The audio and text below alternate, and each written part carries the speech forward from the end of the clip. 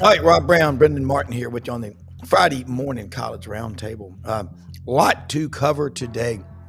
Man, yesterday learned a lot about some new NCAA rules with timeouts. I like it. You see my shirt? Yeah, read that. Raising hell Raising with the hell hippies with and the hippies and cowboys. cowboys. That's a Willie Nelson, David Allen co-line, isn't it? I think.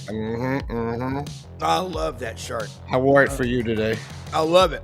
Went to some hippie country last Friday night at the Landers Center, Sturgill Simpson. That's not your Hank Jr. Crowd or your Jason Aldean crowd. It's the hippie country, and it was awesome. He played for 4 hours. I'm a hippie, Rob. I'm from Colorado, so it's which is cool. It's akin to me. So hippies are smart, man. Hippies are they're truth brokers.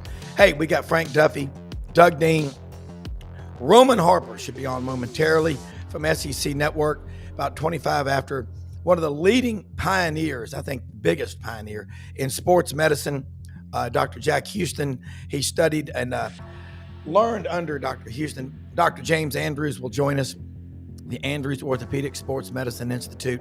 What a great man, and we're going to learn a lot today. So take a picture with your cell phone of that code, the QR code. Be a subscriber on the YouTube channel, on X, Facebook.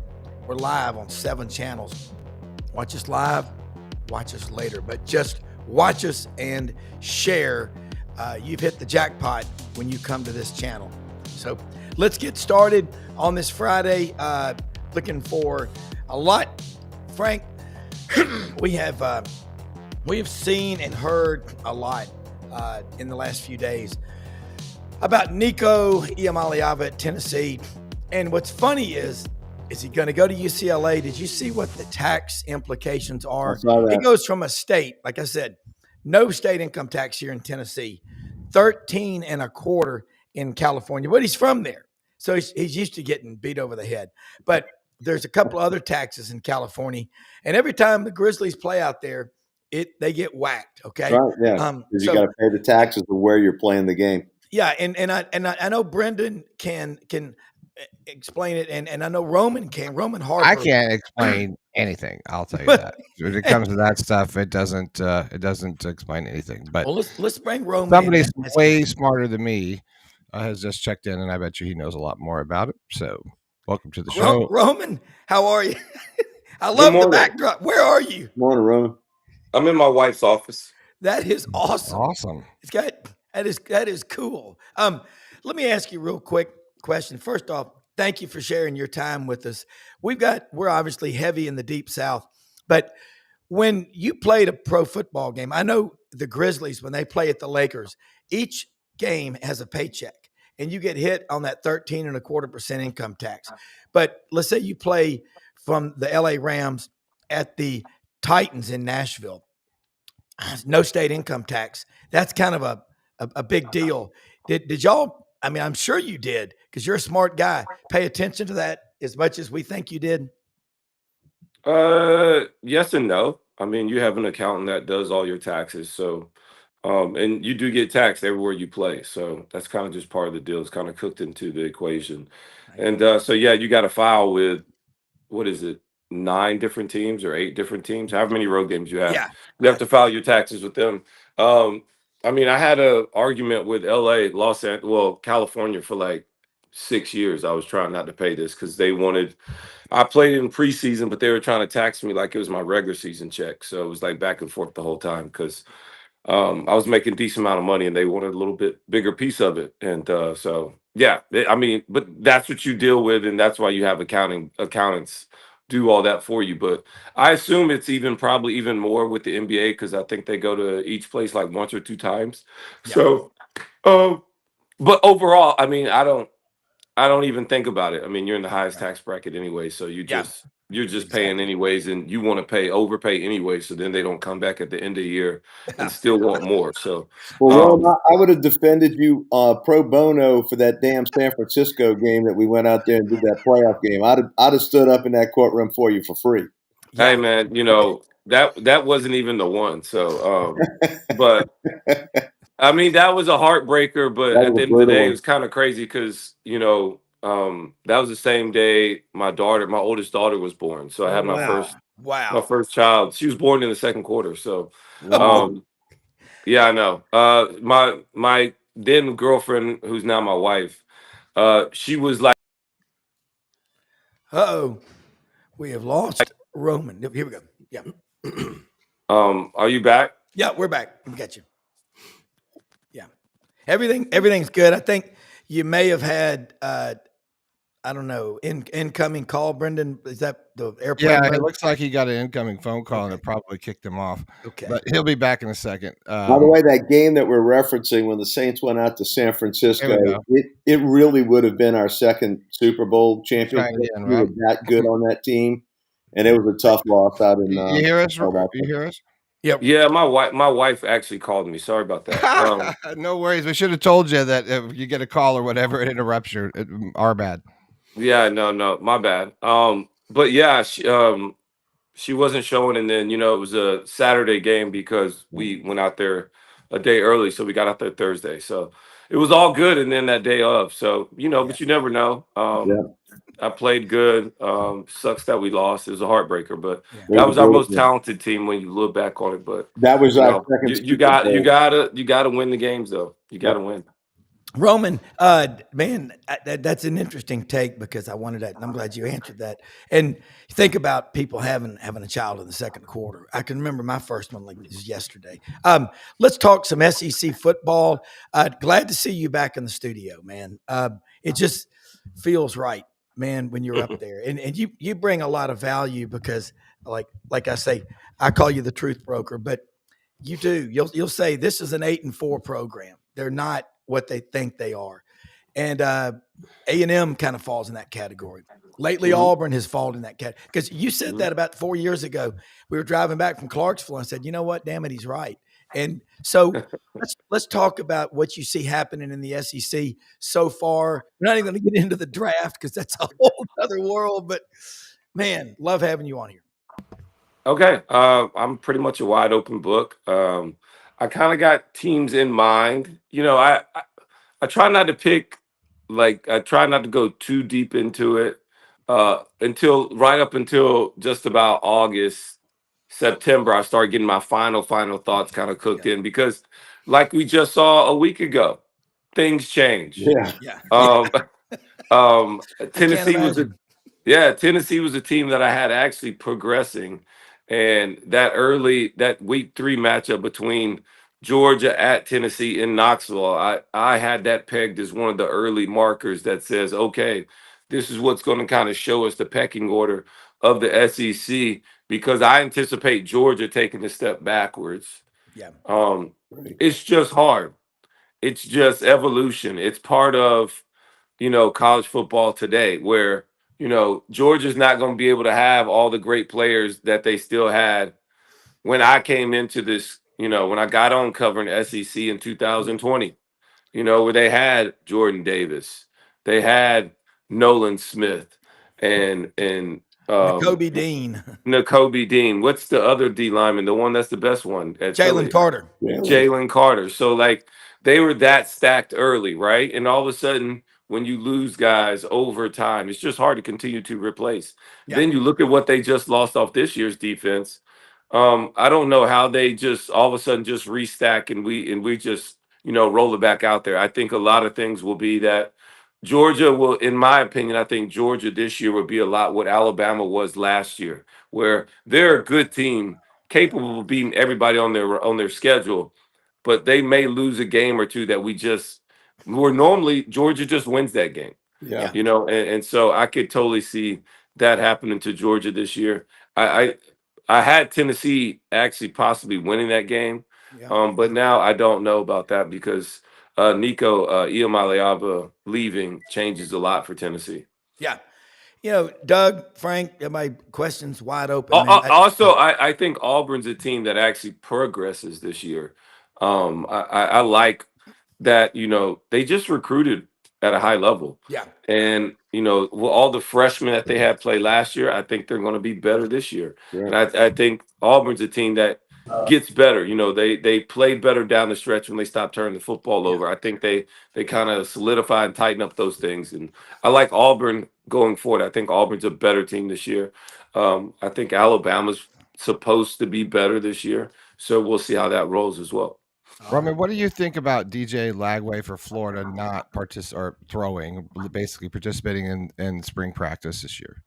Well, if he's injured, I mean, that's part of the deal. It's not like he's like, oh, I'm just too good to throw.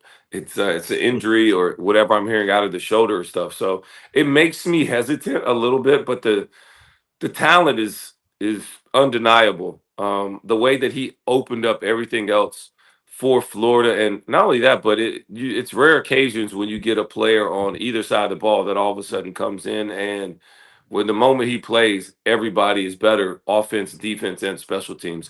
DJ Lagway has that type of ability. So when he played, the whole team got better. Yeah. Not just on offense, not just throwing the football, but the defense played better. I don't know why, but some people have that type of ability. I only had a few that I had the capability to play with. One of them is Cam Newton, where when Cam Newton was out there, when Cam was playing well, everybody played better, offense and defense. So when you have that type of magnetism and that ability to make others around you better, you're going to be a team that's always on the rise as long as you got that player. Yeah. Doug? Yeah. Roman, pardon me, one of the many things I like about what you bring to the analysis, the discussion is you're an independent thinker. You never seem to get caught up in groupthink. Groupthink. I used to, though. I used to. What I do now is I stop reading books in the off season, like all the college football analyst books. I'll get one to look at the rosters, but I don't read it because their opinions become my opinions, and I truly don't want that. I did that early on when I was just trying to learn college game, but now I'm like, no, I trust my own eyes.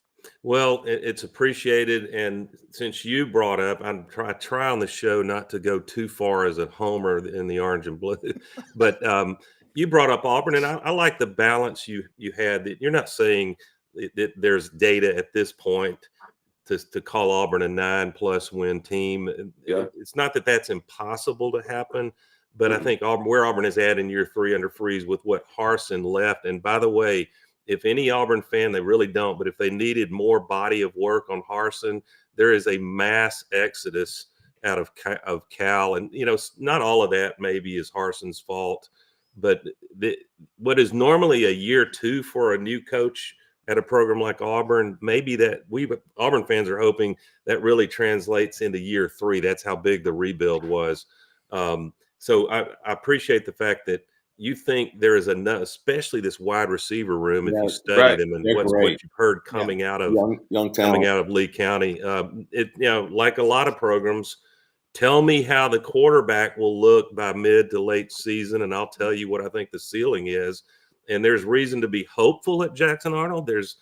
I'm not hopeful if we find ourselves Hugh Freeze having to insert Deuce Knight, not because he's not talented. I think he's going to be special. But, Coach Dye and I think Stallings, most of them will tell you, if you're having to depend on a true freshman quarterback, that's the price you're going to probably have to pay is a couple or 3 losses that just due to the youth when you go up against these savages in the SEC defensive fronts. But do you see, let's leave Auburn for a moment because we all need to see that opening Friday night Baylor game to get at least a little measuring stick. That's not a gimme. When you go on the rest, it's going to be a weird game. They can game plan, and you don't know what they're going to throw at you. Baylor won't know what Freeze will throw or DJ Durkin will throw either, so that should be fun. But look, who else? If I restrict you from not choosing Georgia or Texas, I'll throw Alabama in there because of their tradition. Past those 3, who do you like to really take a big next step? I mean, in some ways, Ole Miss did last year, you're welcome to pick them. But who do you see as having the pieces to be challenging for a playoff spot deep into November? Well, I had Tennessee up until Nico left. Tennessee, I was back on the Tennessee train. I will, man, it's tough because I want to throw somebody out there like South Carolina, or I liked Tennessee, but you got to look at the pieces of the program. Do they got a solid head coach at foundational that's been there for a while? I would say most coaches are. And yes, we don't have any new head coaches this year. Only 3 new off coordinators this year. So stability is not in control for a lot of these universities and all these other factors. So the one thing they can't control is the head coach. So they're all keeping them now.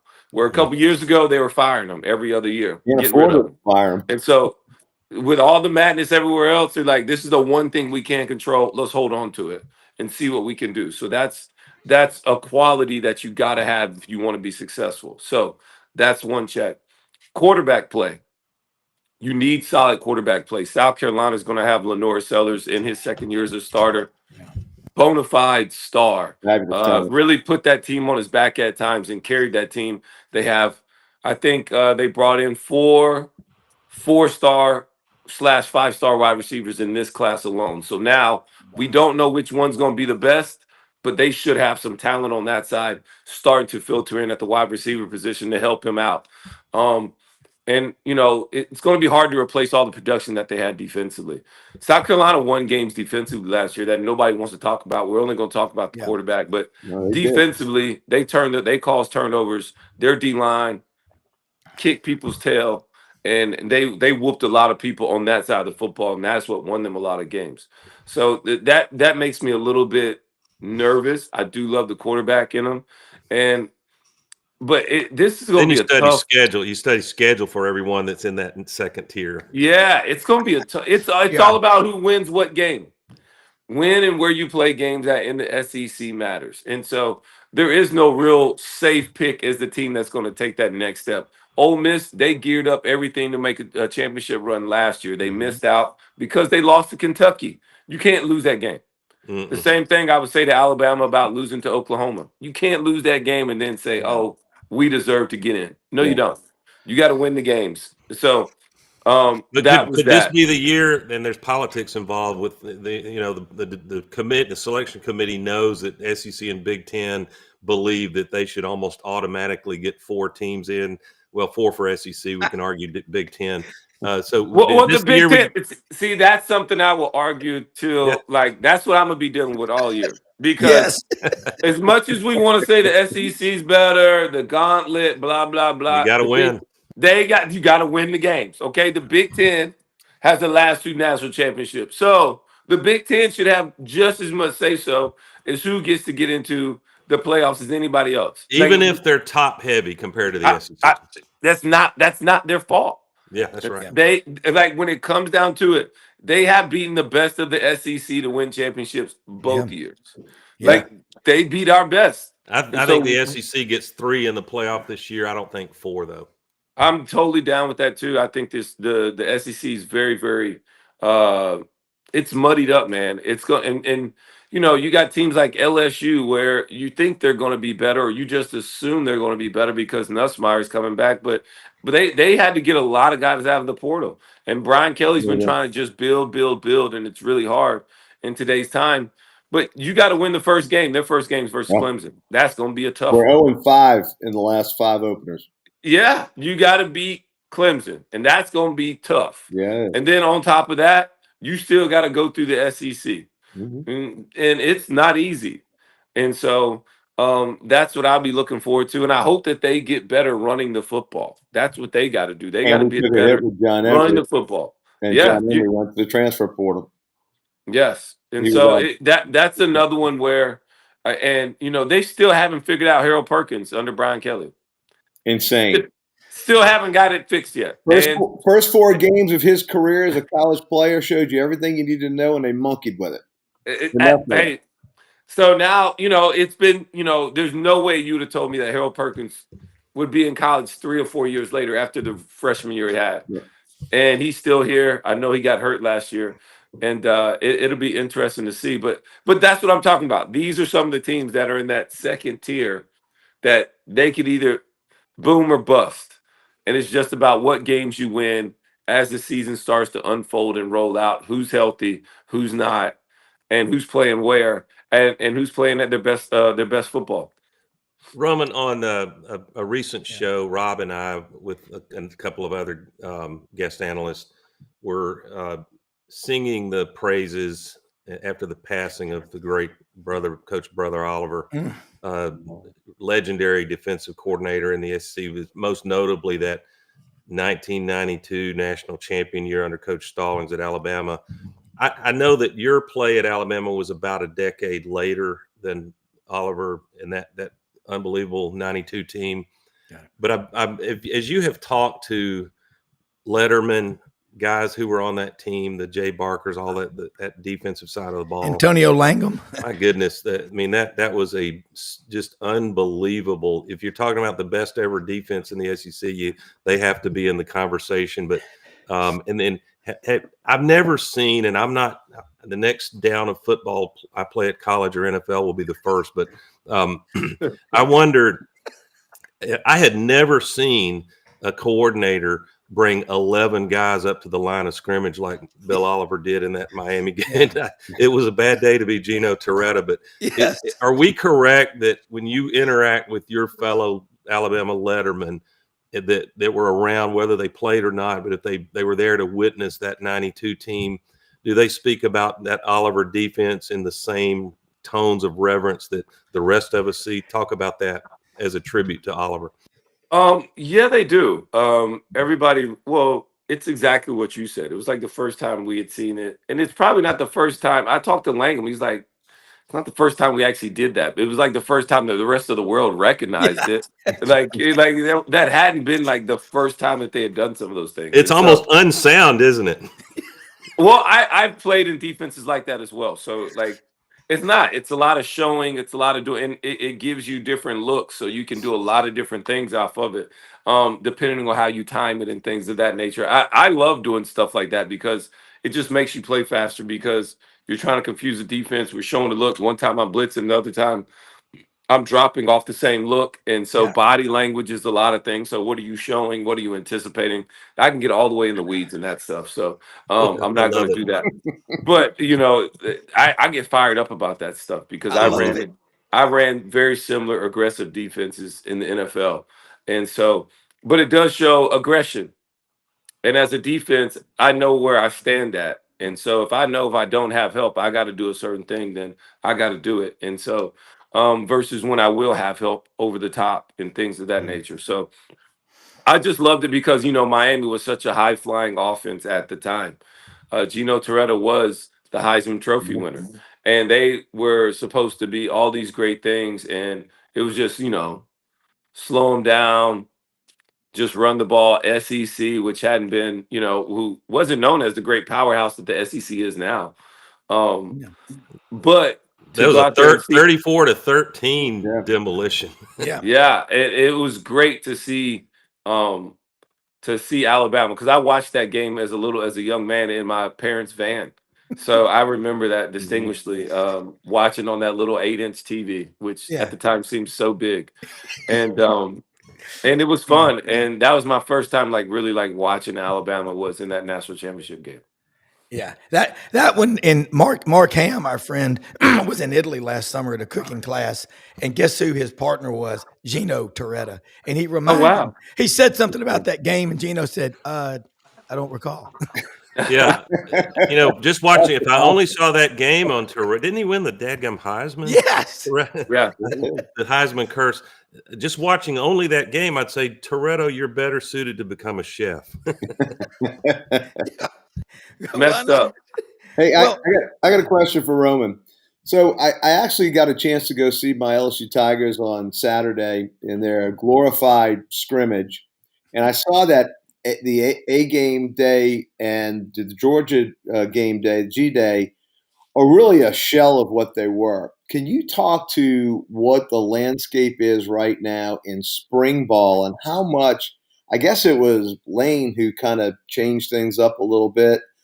Took it away from a game, made it more of just a spectacle. But can you speak to that, Roman, of how it is for a player that you have to gear up in spring like it's fall, and the difference between when you were coming through with Coach Saban and then the attitude of spring now, which is totally, in my opinion, watered down. And a totally different atmosphere, especially for when it comes to the to the fans and those of us that are watching it? Well, to be honest with you, I don't go around in the spring. I want to go around to see how do you stay intense? How do you continually try and work to get better? Where for me, when I was there, and this was before Saban, sorry to, but every offseason, I took it upon myself to like get better. And I looked back on my own career. I don't know why. I was in a book one time, and I won a different award every offseason because I got better. But it was because I was still trying to prove things and I was still trying to improve my game. I was still looking Proving to, yourself. yeah, improving myself. And I don't know how you tell guys that we're gonna go hard, but then we're not gonna scrimmage, we're not gonna do certain things. So I don't know when or how they cut off the meter or how you know who got better. I think you can say who got better because of practice, but until you get under the lights, do Yeah. you like some guys Real you fire. just don't know.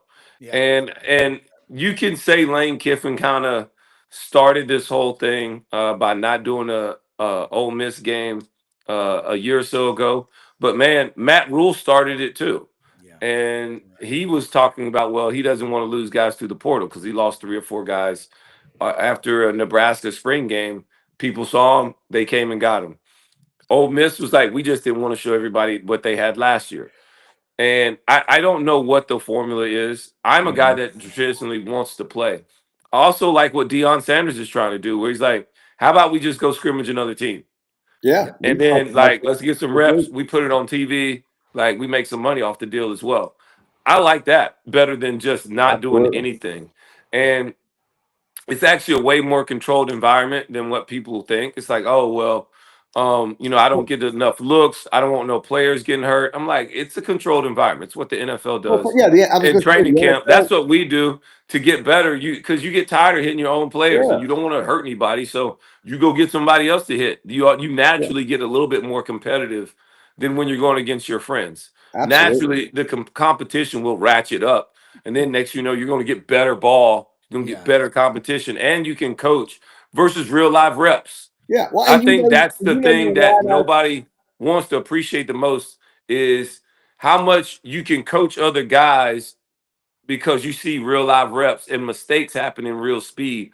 So that is what I want to be able to extract and be able to go into the meeting Yeah. room and say, hey, this Correct. is what we're talking about because it's not a controlled environment Yeah. going against buddies and your friends or And offense you that know we their might not see all the tendencies. time. You know their tendencies. You know the wide receivers' tendencies Yes. because you're playing against them. If you go and play that, look, you guys used to do that all the time. Y'all would scrimmage against Miami. They would. Y'all would always have those once or twice, and and proof is in the pudding of how y'all ramp up. There was always a brawl that would break out during training camp when y'all would play those kind of inter squad games. So to your point, that really focused you more and it gave you a much better barometer of what you're going to be playing like when live fire happens. I think it's a great idea. I think that would be perfect for spring. Either maybe to take on another SEC team that you're not playing that year, or one of your in-state smaller schools, have them come in. I think it's a great idea. We need to get Yeah, behind it. I don't know about the smaller in-state school. I say go get a totally different conference and Oh, go that's play somebody. Yep. I like that idea great. to do Let's that. do it. I And like it. Do you hear I like to coaches? go out of the conference, go get somebody Yeah. that you're not going to play, and You and hear? and do it that way. Sorry to interrupt. You hear coaches say, which is I find interesting. We and Lane Kiffin led with this, but others have said the same, including Freeze. I don't want to put my talent on parade for rival schools to see who they want to go after with NIL money, like it's a secret. I mean, even if somebody's in the too deep, not starting, there's not much film on them. I think that the information is so efficient nowadays. Coaches have a pretty good idea who's got the upside that they want to. Maybe they don't have a clean value. It's not like an NFL combine, but I'm with Roman. If there is a way to have not a 60-minute game, but maybe it's 40 minutes, Yeah. and a school like Auburn or Alabama brings pick one, Texas Tech or somebody in that's competitive. You could lose that game. It could put some Yep. heat on the coach that you lost a spring game. Yeah. But we want head coaches that aren't maybe that'll piss them off and they have more motivationally to work for going into August. Yeah, Roman, I want to bring in, I know you've got to get going, but Dr. James Andrews, I'm losing my voice. Dr. Andrews is going to come on with us. We're going to talk about advancements in sports medicine and how, I don't know if you ever Nice. knew Dr. Andrews, if you ever did anything with you, but Dr. Andrews, I consider Dr. Houston, who he learned under, and then Dr. Andrews is the pioneers in sports medicine. And Roman, say hello to Dr. Andrews. How you doing this morning? I'm doing good. I've been listening. Yeah. Roman's grown up to be quite an interesting and expert in what he's talking about. Hey, Roman, how you doing? Dr. Andrews, you know how much I love you, man. I appreciate you, man. I'm trying to get my wife better. She's over here having knee problems now. I'm just trying to tell her what you would always tell me after my injuries and how much you put me back together. So, just trying to pass it down the That's line, great. man. Well, good luck this football season. And it sounded to me like y'all got it all covered. Well, we try to, man. It's nothing like what you do, but hopefully I see you on the sidelines this season. Regardless of what y'all do with spring games and competition, playing somebody, doing this and doing that, the main thing is don't get anybody hurt. Yeah.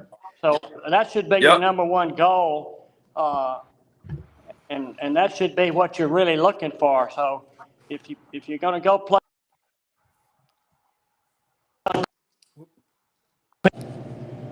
Hold him. We got him. Hopefully he's okay.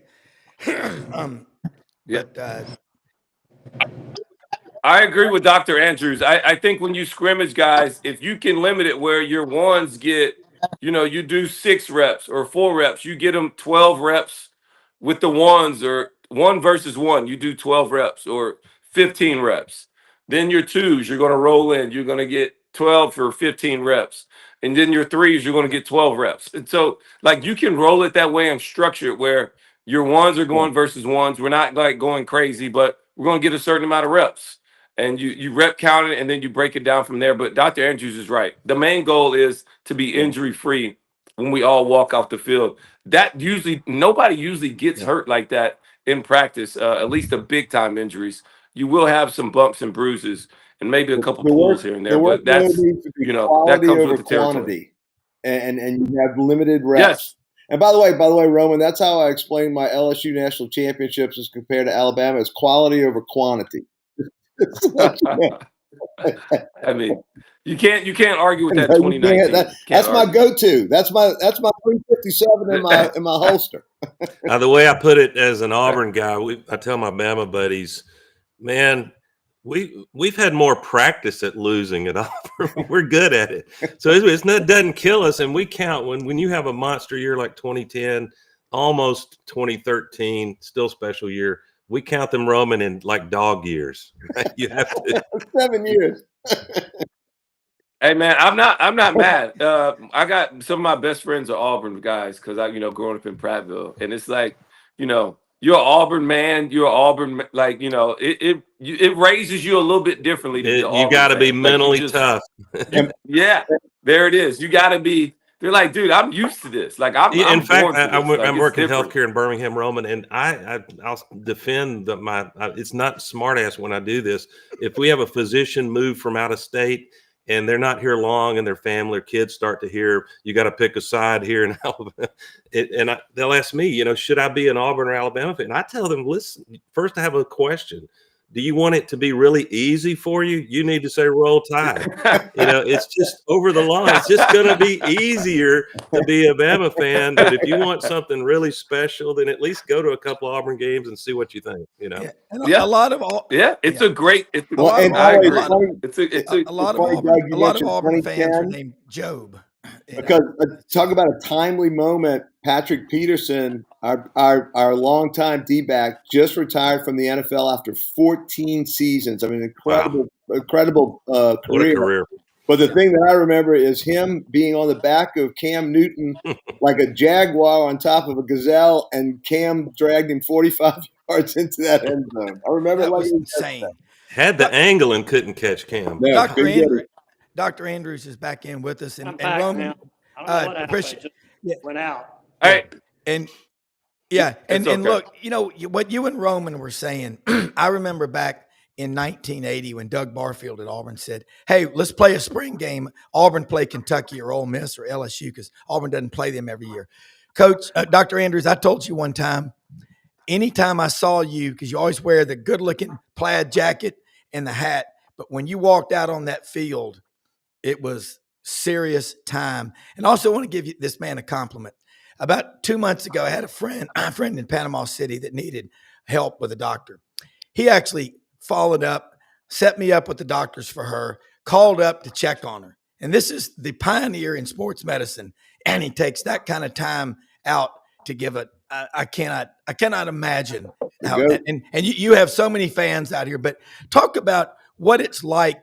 And I know you technically have stepped back from being Auburn's day-to-day team doctor, but you always will be the giant in the industry. But what are we doing now to make it safer? Like Roman, I see Roman, he looks like he could still suit up and play, and that's a credit to you and your team.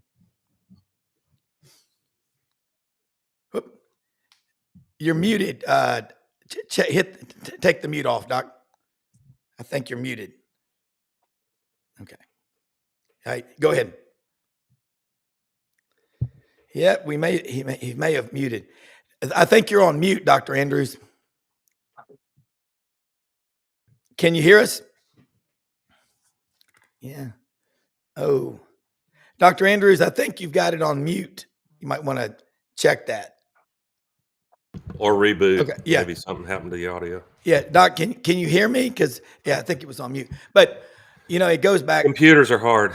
Yeah, they are, and you get the incomings and whatever. But I think everybody on this thing, you get outside of your comfort zone when you play a team outside of your conference. You get too comfortable playing the same teams. I think it's good for you.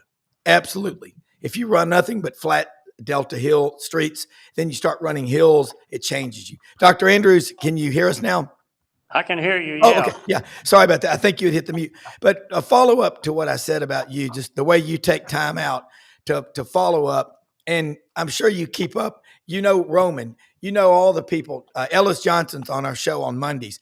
He said, last time I saw Dr. Andrews, I woke up from surgery. And he was at the foot of the bed. But you're such an integral part of sports lore. You're up there with the coaches for what you do. Talk about what day-to-day, what advances, and what you're trying to do now in this next part of your career. Well, the biggest thing that I've been doing over the last, since year 2000, is trying to figure out how to prevent injuries in youth sports. And what you find out is that injuries that you see as an adult athlete usually first started when they were 10, 11, 12 years old from overuse. Yeah. So if we can prevent what I call the root cause of these injuries, and bring these kids along at a slower pace and not let them, for example, play baseball year round, they won't be hurt when they're major league pitchers.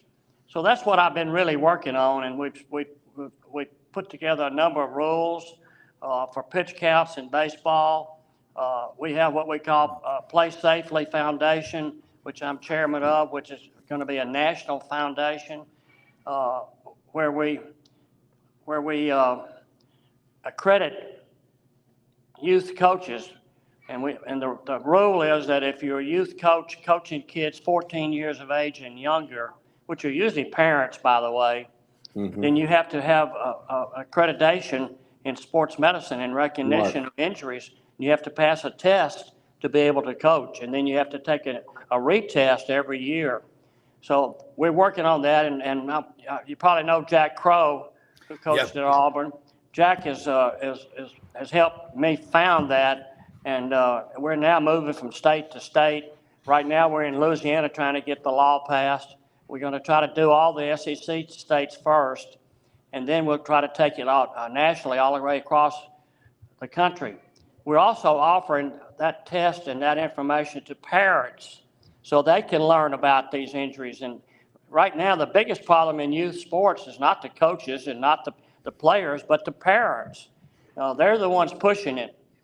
You wouldn't believe, unless you have grandkids in my age group. I have grandkids that are playing yesterday they were playing all day long doing something. Right now they're playing both basketball and baseball, both It's so on a important to young do that. team. And of course, Dr. Andrews, it's so important to play multiple sports so you're not having that one sport. If you're a pitcher, you're not spending all year, stressing your rotator cuff. Go out and play basketball for 3 months. I mean, Well, the that's problem is critically important. they're not seasonal anymore. Yeah. They're going on at the same time, so they've Very taken good. the idea of playing multiple sports and made it worse because they Yeah. played two leagues or three leagues at the same time.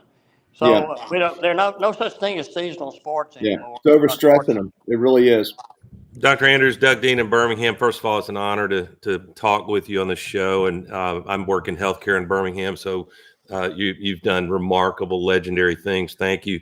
I wanted, if you can, without it being a physician grand rounds education for us lay people, talk about what maybe to some is controversial, the tightrope procedure and their other breakthrough procedures, where you've got an athlete late season, the team is vying for championship hardware, the player may be vying for honors like Heisman and NFL or NBA opportunities. We just saw Janai Broome and Alex Condon, the bigs at Florida and Auburn, have ankle injuries as they were trying to make March Madness runs. But talk to us about the calculus that goes into that. I think it's called a syndesmotic type of injury, and when that's appropriate, when it might be less appropriate to do to keep a player on the field. Dr. Andrews. Well, they pushed that to its limit. We've seen that off the football field. Offensive tackle weighing 300 pounds has a syndesmosis, which is the two bones that make up the ankle. It divides that bone and splits it, and you can't put weight on it. Well, a tightrope is an artificial, just a artificial rope that you put across the bones and pull it tight and compress it together. And I've seen that in a week later with a big offensive tackle pulling to lead around the left side of the line of scrimmage and playing.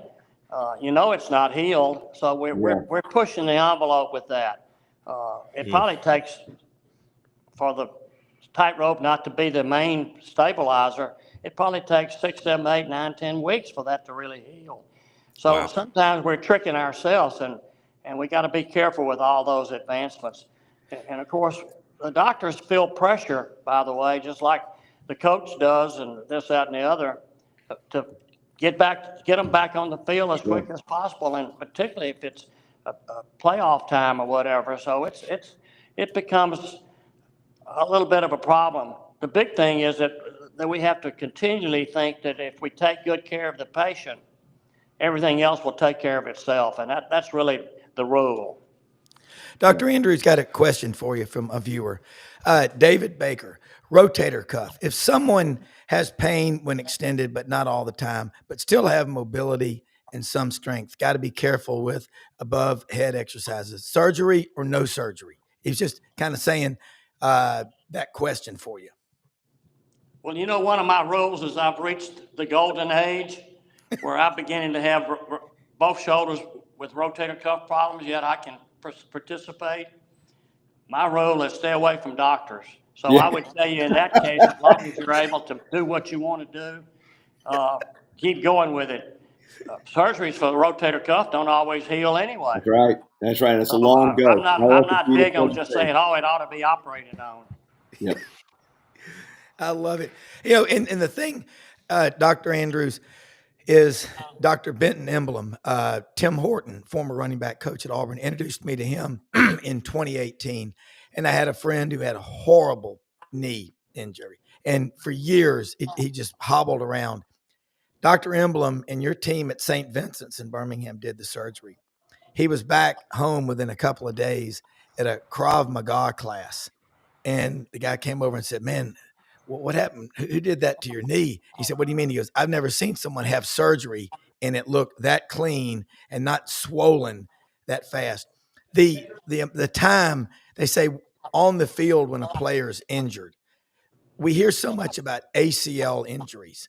And Frank, by the way, you know, Dr. Andrews is a graduate of LSU from Homer, Louisiana, all Absolutely. SEC track and field athlete. Go Tigers. But how important is it that first 30 minutes to an hour that things go, I guess, exactly right, if that's possible? You mean from a surgical procedure? Or just from recovery and treating the injuries? Because we see these guys go down, and ACL is I would say a traumatic injury. Right. Yeah. Well, of course, you got to have them immediately splinted and iced and off of it, and we began what we call prehab right away. Prehab means rehabilitation prior to the actual surgical procedure, and all of that's so important in getting them through the operation. And we don't keep many people in the hospital anymore. We operate on them in the outpatient surgery center, and they now even artificial joints, total hips, are operated on in the morning, and by noontime they're back home in their own home. Yeah. So it's amazing what's going on. By the way, you were talking about Benton and the procedure that looks so good. We're using the robot to guide us with our cuts to make them more precise when we do a total joint, either a hip or a knee. And the robot has changed the whole system up and helps the surgeon guide his hands. Yeah. One more question. I know you're not the Florida doctor, but we're hearing a lot about Florida's quarterback, DJ Lagway, and the shoulder injury. How do you play like you said, stay away from doctors, but seriously, he's a big part of Florida football. And just looking at it from 10,000 feet above, what do you think happens? I was with their doctor last night.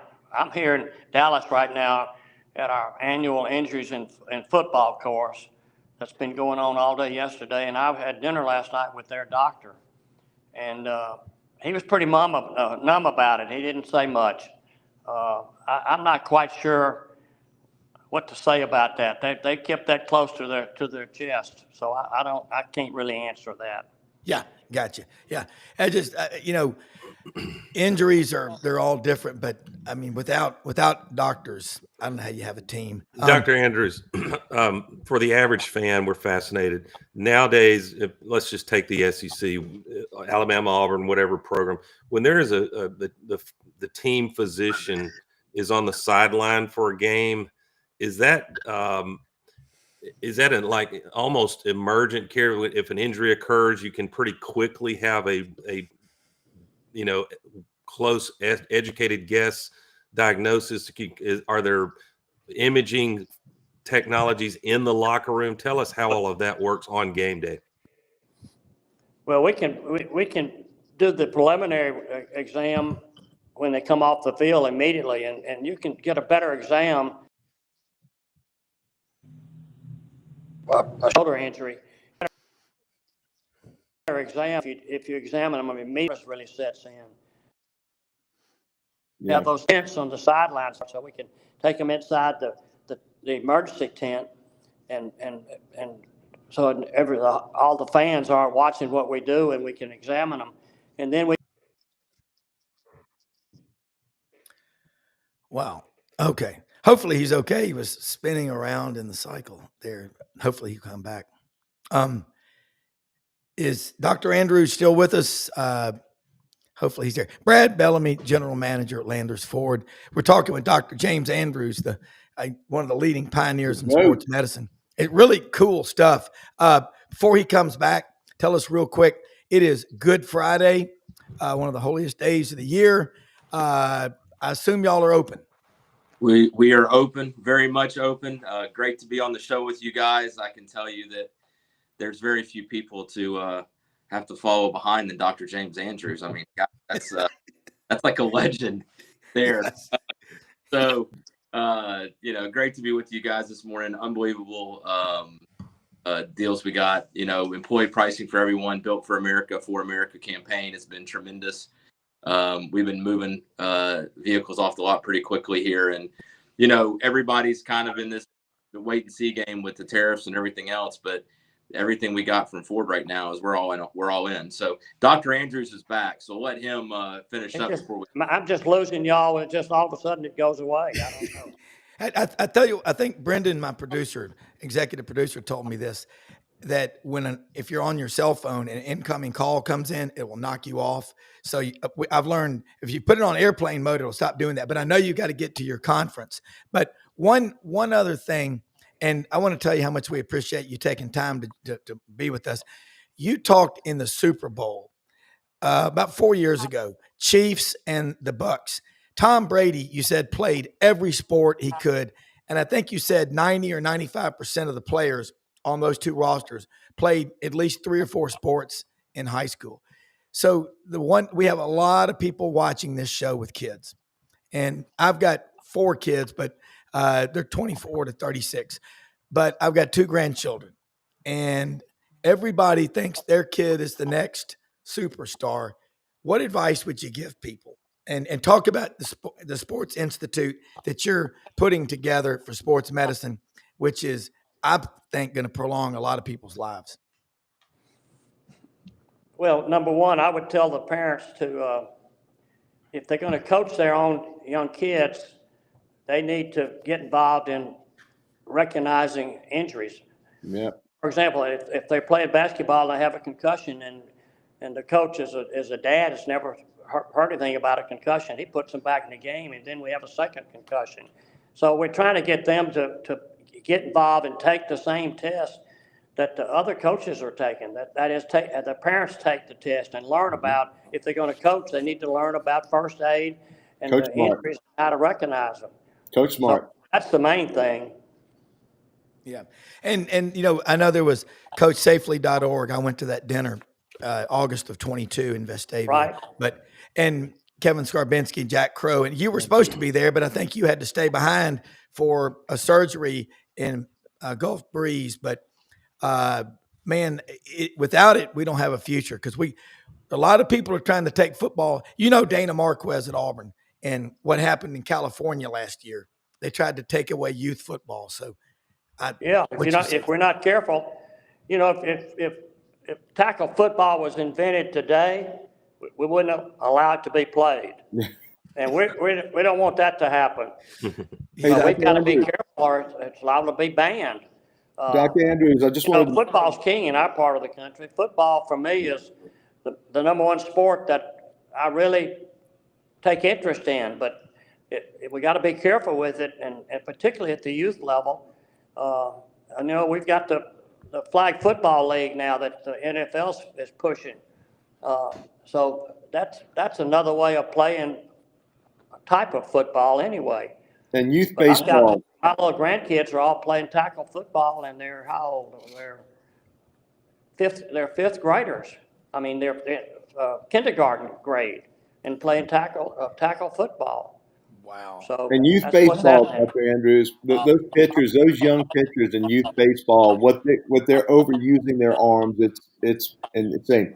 By the way, Dr. Andrews, it is a privilege as an LSU grad to be on with you. I wanted to make an offer to you. My daughter is actually a lobbyist at the legislature in Louisiana. If I can be of help to have her maybe help with this legislation, this push, she's a lobbyist. Rob can give you my contact information. I'd be more than happy to help out in any way I can. She's an LSU grad as well. Well, that'd be great. We're, the legislature in Louisiana didn't. It just has opened up, so we're right in the middle of that. So that would help to get her to help us with that. It's on its third day right now. Jack Crow. Yep, she's with the Tapman group. I'd be happy to have her reach out. That'd be wonderful. Thank you, sir. Doc, I know you got to get going. I'll let you go. I'm going to send you Frank's contact information, but look forward to your next visit. And thank you so much. Someone of your stature is as personable as the family doctor that we grew up. Marcus Welby has nothing on you. I'm telling you. Thank you, sir. Well, thank y'all. Y'all do a great service. So I've been sitting here listening to Roman. I really enjoyed listening to him He's great. before I actually came on. he's He's a incredible. wonderful person. Yeah, No doubt. he is. He's got 4 young kids, and I know he's a super dad. I love having him on, but need to get you out more and more talking, because I've got so many people texting me. What you're doing with Andrews Sports Medicine is thank you. And has been for Yeah. 4 to 5 decades. Yeah. It's incredible. Everybody at Auburn and Dr. Houston, and then you come along. I don't know if you could get. It's like Elvis had a twin. You know, the funny thing was, you never wanted to hear that your player had to go to Dr. Andrews, but you were glad they did. Well, I did it for 50 years, so I'm sort of from the outside looking in, but I'm still trying to keep my finger on everything, believe me. Absolutely. All right. Thank you. Have a great Y'all weekend. take care. Dr. Andrews. All right. Thank you. Brad, he's out there in What a Dallas, goat. at a sports injuries conference in Dallas. And The Yeah. goat, man. Wow. Holy mackerel. What Yeah. a pioneer. I kid you not, he helping my friend down in Panama City. He literally called me back about 6 weeks ago, said, "Hey, have they taken care of him?" He hooked me up with the doctor, I've heard that Dr. from others Ostrander. too. I mean, and then he followed up, said, "Is everything good?" I'm like, he called me on the phone. I'm like, man, he doesn't have to do that. Andrew, How you doing, Brad? Think How are you? about the stories that he could tell if it wasn't for HIPAA. Yeah. I mean, Yeah. That's true. Oh my goodness. all the different people that he's worked with. I think it would be neat. I mean, he could be a neat person to have come to the Touchdown Club, Rob. I mean, Exactly. Oh yeah. For sure. all the folks he's worked with. I mean, there's no greater bottom. When the headlines on ESPN, it's like, this person just saw Dr. James Andrews. I mean, it's still impressive. Guys, he said, good to see you, Brad. He said, and he's right. If football were invented today, they wouldn't allow it. And all I can think, and someone needs to help me comprehend the contradiction that we're trying to make helmet, targeting, and for good reason, helmet to helmet contact that risks serious spinal and concussion injuries, and yet mixed martial arts and UFC, the whole point is to create a Beating the shit out of concussion. each other. So I'm not anti that sport. I just wish someone would help me make it make sense. Can y'all help me there? I mean, Doug, I mean, the only thing I'll say with football is I think it's the repetition.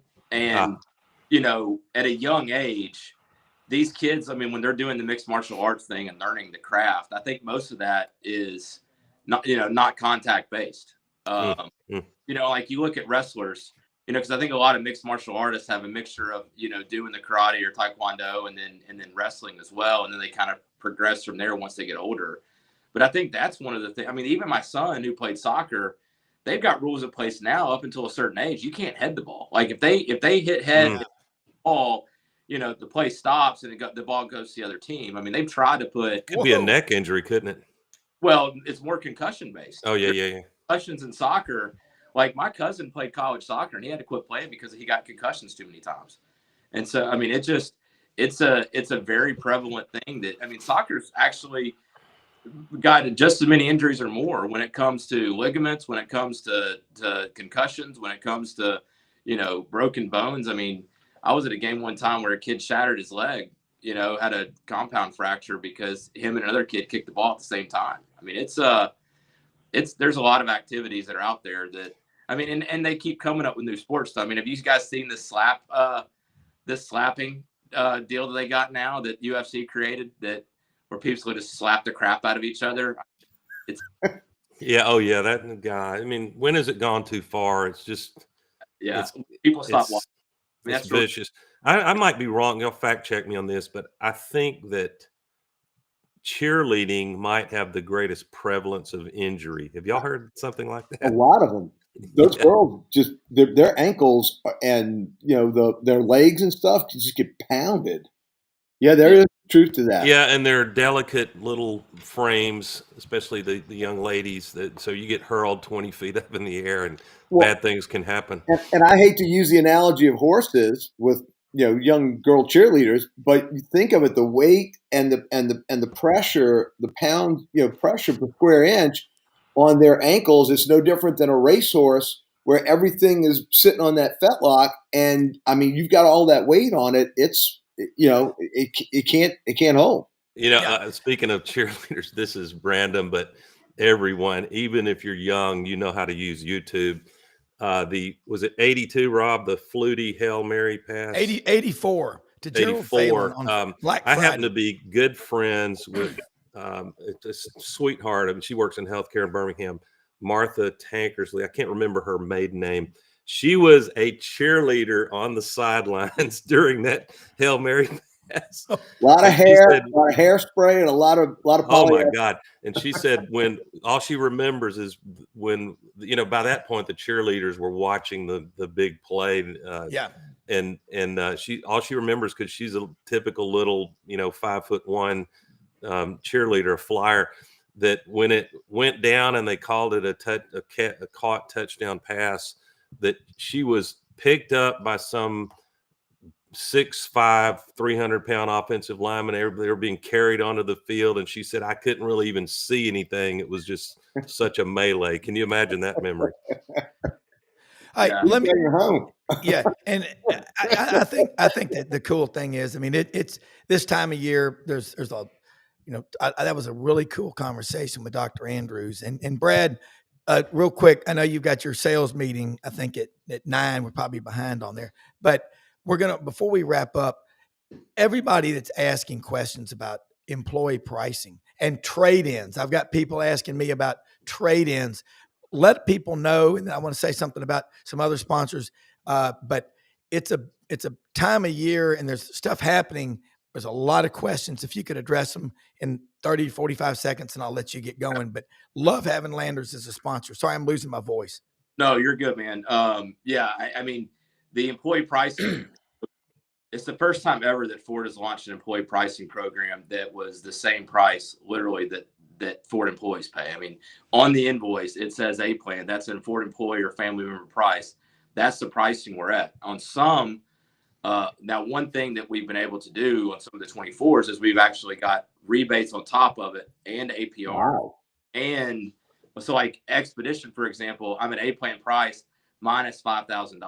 So on 24 Expedition to sell out the remaining ones, because we got the new 25 showing up, guys. And you talk about a dramatic difference in body style and technology. Also right now, for the last couple of days, we have a $25 rebate if anybody wants to come in for a works package.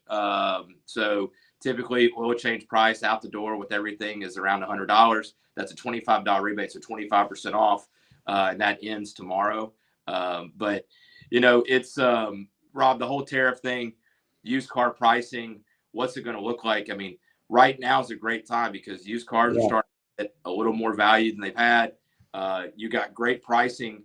The best thing I compare it to is when COVID started, you had this shift where all of a sudden there was some really strong incentives because the manufacturer were trying to get people in the door that were scared to leave their house. Sure. At a rise in how much the used car pricing was going. And so people were really able to kind of, so out there for all your folks, we got a 5 discount on top of whatever that price is.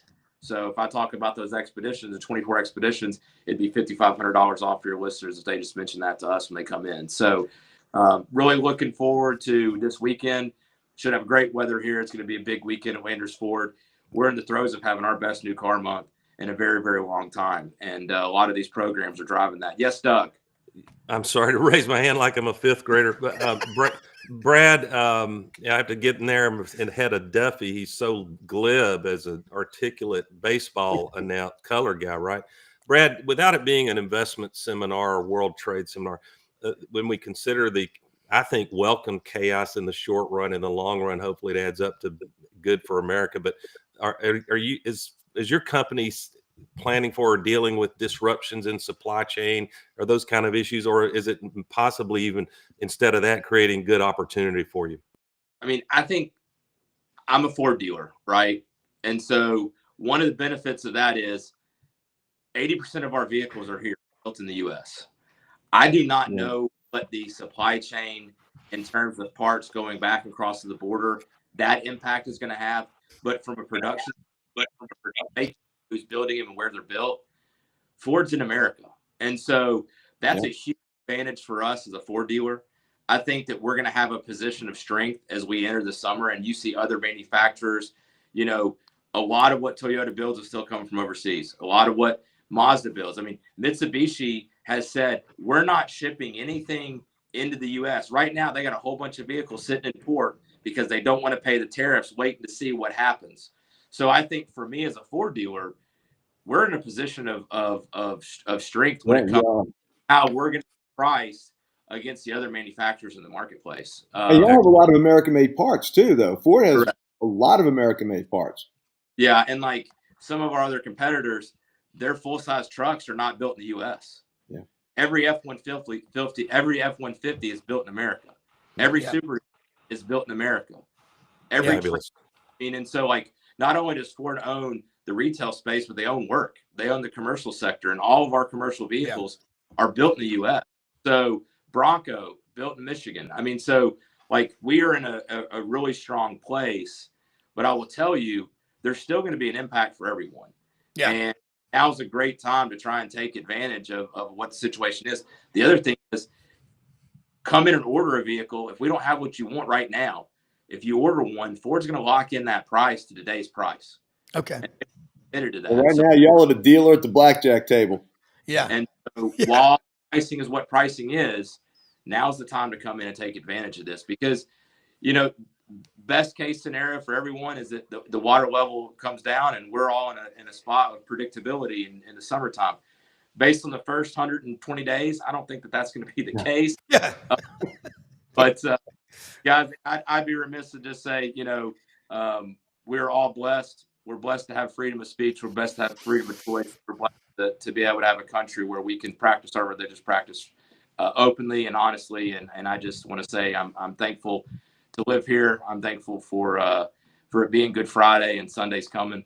I got to go to 2018, and one of the most amazing experiences of my life to be able to go there, travel, and just see where Jesus walked and how much the Bible just changed for me and how much smaller it got. So thank you guys. Opportunity. Appreciate that very much, Brad. Thank you, Brad. And freedom of speech is number one. So we'll see you next week. In the right way, boys. That's right. Brad, take care. And guys, great show today. We'll wrap it up, man, and do it again next week. The weekend, a lot of stuff will happen. But Rob, does this show mean that the team physician for sidelines is Dr. James Andrews? But of course. Hey, because look, I got 2 rotator cuffs myself. I need some more. Hey, Frank, I sent the contact info. Y'all have each other's stuff now. So my problems are all old age. They're not surgical. Yeah. Stay away from that. I'd be remiss if I didn't say y'all kicked our ass last week on Plainsman Park. I'm not worthy. But we did take it out on Alabama last night, so we're going to try to see if we can return the favor to Alabama. New weekend, the only easy day was yesterday. You know that's right. Hey, great stuff, guys. I'm going to get my voice back for Monday. Y'all take care. We'll wrap it up. Happy Easter, man. Let me say something about Winter Timber Outdoors. They are located in Athens, Alabama, on top of the state of Alabama. The store, it looks like in June, should open in Auburn. It's along near Interstate 85. It's going to be easy to get to. A huge store with a massive selection of over 2,000 shotguns, rifles, and handguns. They've also got Dixie decoys, duck camp, Sitka gear. Turkey season is here now. Everything you need from calls to copper-plated lead to your shotguns, your gear, your ground blinds, your decoys. Winter Timber Outdoors. I was talking to Kenny Winter and Dylan Monroe yesterday. They're rolling. Proud to have them as a sponsor. And also, I want to say something about the lozenges I need. I'm losing my voice, but Hewlett and Dunn Boot and Clothing Company on the historic square in Collierville, Tennessee. Good Friday. A lot of you are off today. Get out there. Look at all the boots. They have great selection of boots, men's and women's, over 7,000 pairs. Duckhead, they've got Barber, Filson, STS, tons of luggage, and these Barber school bags that you can put your laptop and all in. The Filson briefcases, all the Filson luggage, great looking earrings that they've got out there, the new brand. Holy cow, they look great. Kids' boots. It's a great time to shop this weekend. Open Monday through Saturday, 10 a.m. to 6 p.m. most often we will see the face of Christ in the least among us. Happy Easter, everybody. We are the most blessed people in the greatest country in the world. And we have the greatest executive producer, Brenden Martin. Thank you, everybody, for watching. See you Monday. Have a great